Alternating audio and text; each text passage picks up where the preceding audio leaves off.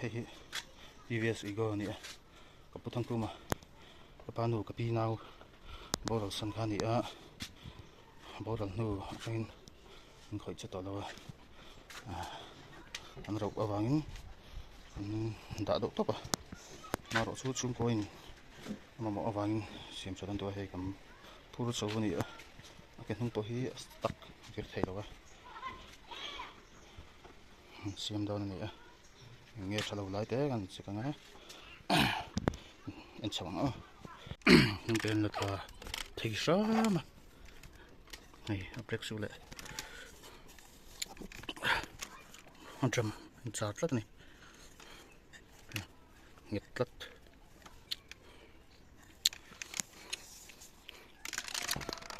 nghe chu vir thei a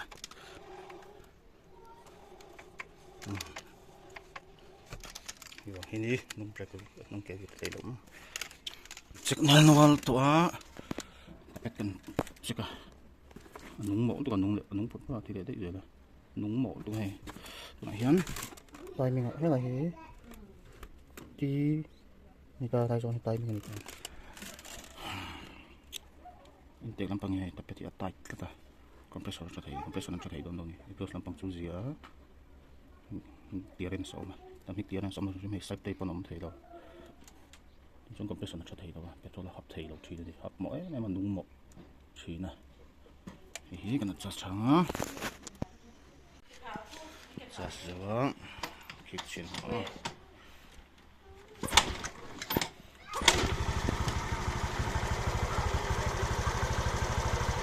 river corrosion hian nei engineer hi athem do kan thun bela khu ringa khulak khu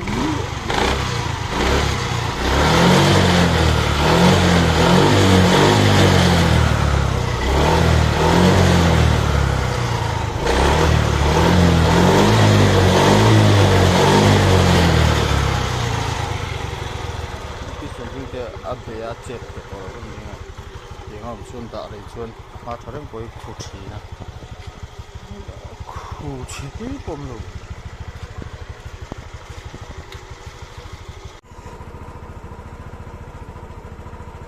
TVS Wego sang hi som par model ania konom ni hi enga re zonga thi nga a thi ma ga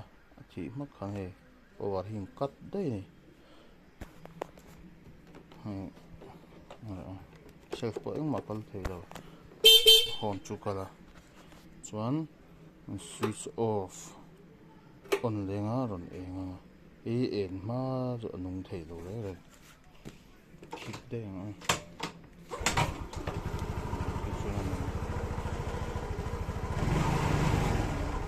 cut off de tan khik china se nó tung lo le off on lenga ko sin je le chu en nung thi fan gan re flow nga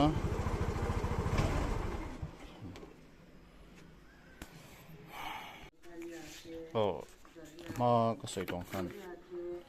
current line part thato na kha ma power line economy te switch on hian economy hi lai hi sing engwa ton ni ta chuang kan ti nun khan setor pump khan athi pura hi athim zui thin ni hemi athim khan self akal thei mi lo self line lampang te medila omzium lo wa a hon lampang kha chu akal ve kani mo switch thalo pi na ni chuang lo ta lampang akal vek se kha chuan switch off la on leila ami ha engvel me medila nunga hemi athim chung kha chuan self thelo in self thelo ta khik lui pon na anung thelo hring hrimani chuan current line part chu sei tong khan igdi songkol le CDI in kop ka ting chi khanita hi lui a thalo khanita chuan a thar an cha genuine parts TVS ai zon an lo nei lo combine IDI ignition coil 1 anh te ni mo hing chu sang ni za somli paruk ani hei sang ni za somli paruk part lom lem lo tak ani ta thar kan lang to a no vo to so lampang sir so no ma hei hi lai hi plak kep khalo ni ta lampang a sir te hian sir so nan kilani hemi chung lampang a hian hi inkop lo selang chuan ignition coil hi man to vak lo in lei thenga CDI po man to vak lo in lei thenga tuna saitong khan ignition coil thalo sela CDI le kop ve je langa ya CDI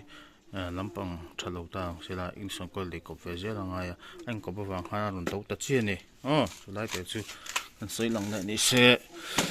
ama thalo tang ka sei kha akhan tia han tin slow running han da thur hian minute ni ting lo vela hian a thi top zel ani thi top a power economy point cut off veka switch kal vek taw hon lampang chu lampang ha kalo chun zom bok ta chu a that lo dan pakhat ani bok ta tuna chon an start wanga ama thi no ma pakha thi tammi lo ani mo bidit ni minute ruk chawa pa thi tammi lo ani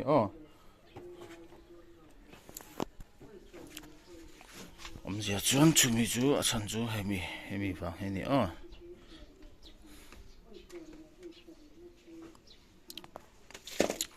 at pa hai to khom en jinol te kan thak thar boka start nge